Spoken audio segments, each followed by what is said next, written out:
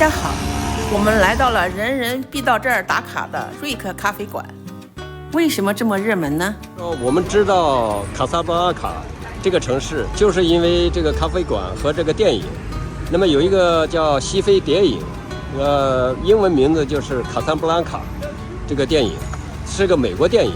美国电影里面呢，主要场景都是在这个咖啡馆里面，咖啡馆里面的这个拍摄的，大部分场景都是在里面。当时是2战的时候拍的。2战时候是美国这个电影了，所以他拍摄的时候呢，是在摄影棚里面拍的。2战正在这个打的过程当中，所有的都是在美国的摄影棚里面这个拍摄。那么拍摄完了以后很轰动，这个因为2战的这个当时如火如荼。那么这个我们所说的这个2战的时候呢，这个北非呢正在战争过程当中。那么描述的场景呢，维希政权所在的，就是属地叫维希政权。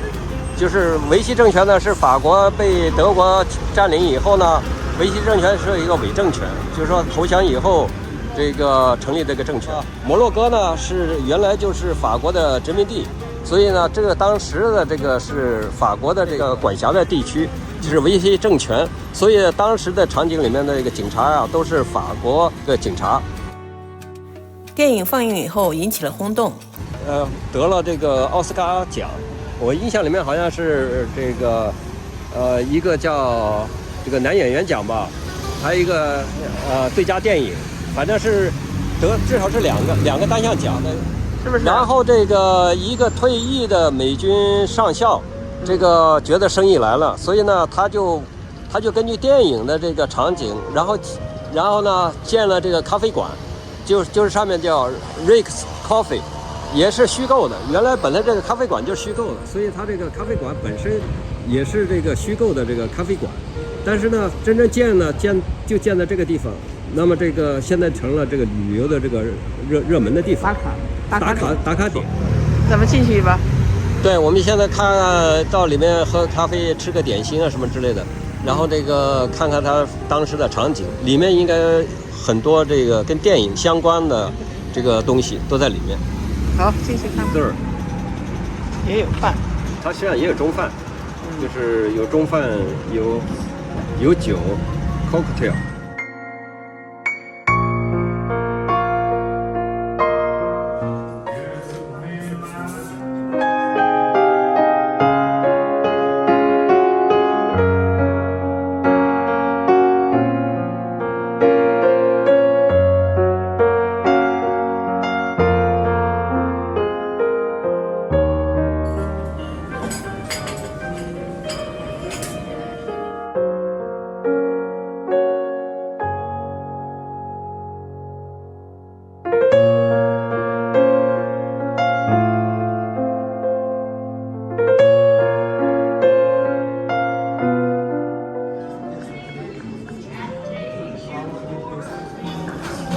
当时2战的时候呢，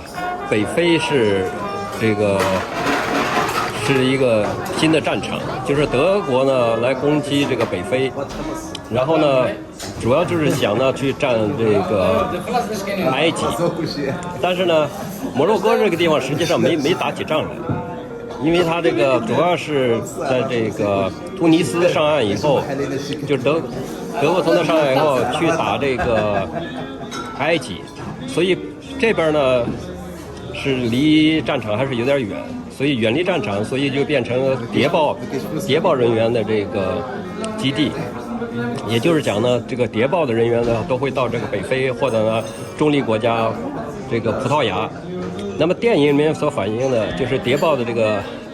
北非谍影，或者叫卡萨布兰卡。这个电影里面反映的故事呢，主要情节呢就是叛逃的，就是地下抵抗组织呢，要先从德国逃到了这儿，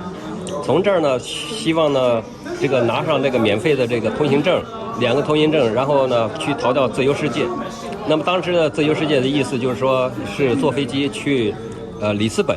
也就是葡萄牙。那么因为葡萄牙呢是一个中立国家，所以从这儿要是起飞能坐上飞机去葡萄牙了，那就等于去了自由世界，因为它是个中立国家，从那个地方它可以去美国其他非交战的地方。因为其他地方呢，你比如说你在北边呢，这个过了海以后就是这个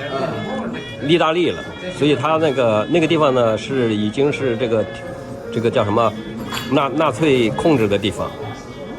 那么故事实际上呢是虚构的故事，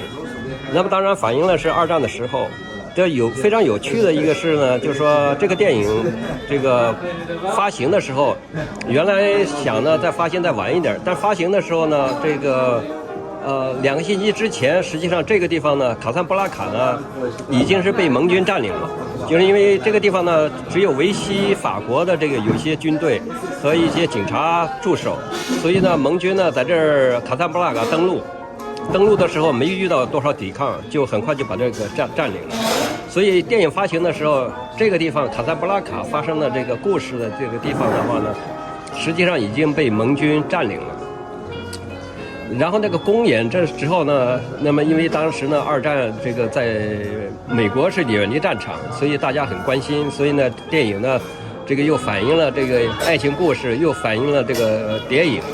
所以呢就获得了这个奥斯卡奖，就是因为它是在年底公演的，所以这个年底它不就评奖了吗？这个第2年就要公布奖，所以这很快就获得了这个奥斯卡的这个奥斯卡奖。那么这个是个Rick Coffee 呢是个打卡点，反正凡是来过的人呢，也就是看个场景，所以一般来说你也可以知道呢，这儿吃喝肯定是贵，肯定比外面来的贵。人家要就吃这个气氛，或者呢就是打卡点。这一杯咖啡10欧元。这个咖啡加在一点甜点，这是10欧，然后旁边他那个买的这个饮料也是10欧。